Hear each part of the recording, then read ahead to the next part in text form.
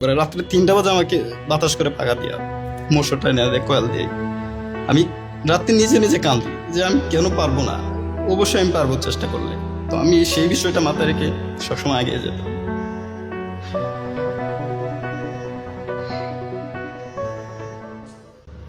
আমি আজকে মোহাম্মদ হামিদুল্লাহকে পেয়েছি। তিনি ময়মনসিংহ থেকে এসেছেন এবং তিনি আইএলটিএসে 6.5 স্কোর করেছেন।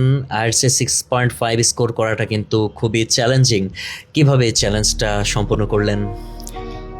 আসলে আমার যদি বলি যে কিভাবে এটা সম্ভব, সবার জন্যই পসিবল যদি তার মাঝে সেই ডেডিকেশনটা থাকে।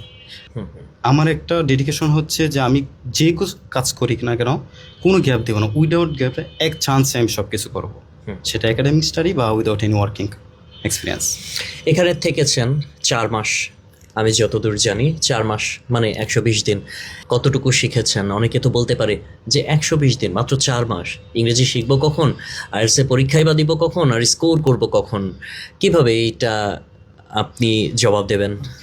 Actually it's depends on every candidate, because আমার দৃষ্টিতে প্রথমে আমি 1 থেকে 2 মাস 2.5 মাস পর্যন্ত আমি প্রিপারেশন নিয়েছি, বাট তারপরে আমার কোনো এনভায়রনমেন্ট পাচ্ছি না, মানে আমার ওইরকম পড়াশোনার জন্য বা একা প্রিপারেশন নিয়েছেন।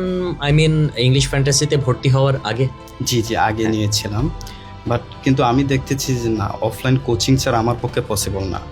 যাদের যে মোটিভেশন, তাদের যে মানে হেল্পিং সাপোর্টিং, যে তাদের যে ডিসিশনটা যে এইভাবে তুমি করবা, এটাই আসলে হচ্ছে মেন। আমি যদি নাই জানি, রাস্তাঘাট নাই চিনি, তাহলে আমি কিভাবে যাব?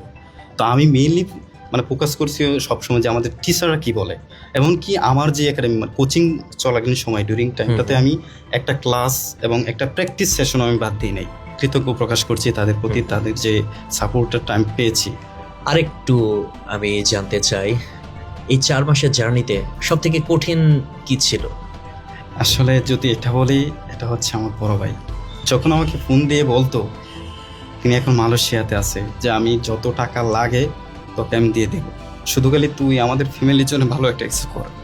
আসলে এটা খুবই কঠিন ছিল না, গ্রাম থেকে একটা ছেলে এসে এইভাবে এতটা ভালো করবে এটা আশা করা ছিল না। তো আমার ভাই অনেক কষ্ট করছে লাইফে, এবং সে এখনো বিয়ে পর্যন্ত করে না শুধু আমার জন্য, শুধু বলছে যে তোর আসে আমি বাইরে আসছি, তুই যতটুকু করবি সব কিছু আমাদের ফ্যামিলির জন্য।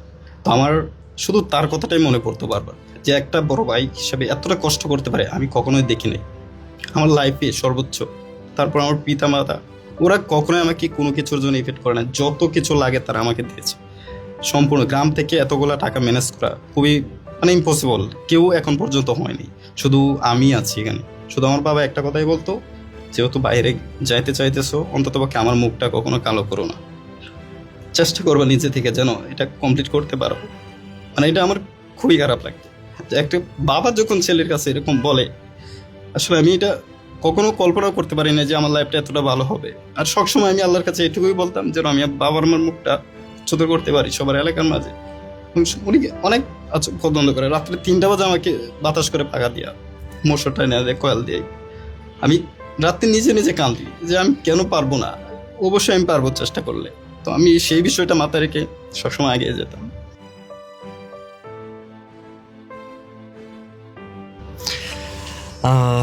আমরা বুঝতে পেরেছি এবং প্রিয় দর্শক, আসলে কিছু বলার নেই।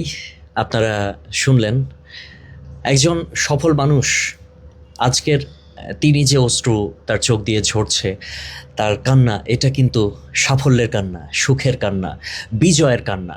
আমরা চাই এরকম অসংখ্য হামিদুল্লাহ এসে চোখের জল ফেলুক, খুশির অশ্রু ফেলুক। ইংলিশ ফ্যান্টাসির ফ্যান্টাস্টিক স্টুডেন্ট মোহাম্মদ হামিদুল্লাহ আজকে চোখের জল দিয়ে জানান দিয়ে গেল যে সে সাফল্য অর্জন করেছে, 4 মাসের কোর্স সম্পন্ন করেছে এবং সেখান থেকে কাঙ্ক্ষিত আইএলটিএসের স্কোর সে অর্জন করেছে। তার এই চোখের কান্না কখনোই আসলে বৃথা যাবে না। পরিবারের প্রতি যে রেসপেক্ট হামিদুল্লাহর ভেতরে আমরা দেখতে পাচ্ছি, অর্থাৎ সব সাপোর্ট রয়েছে।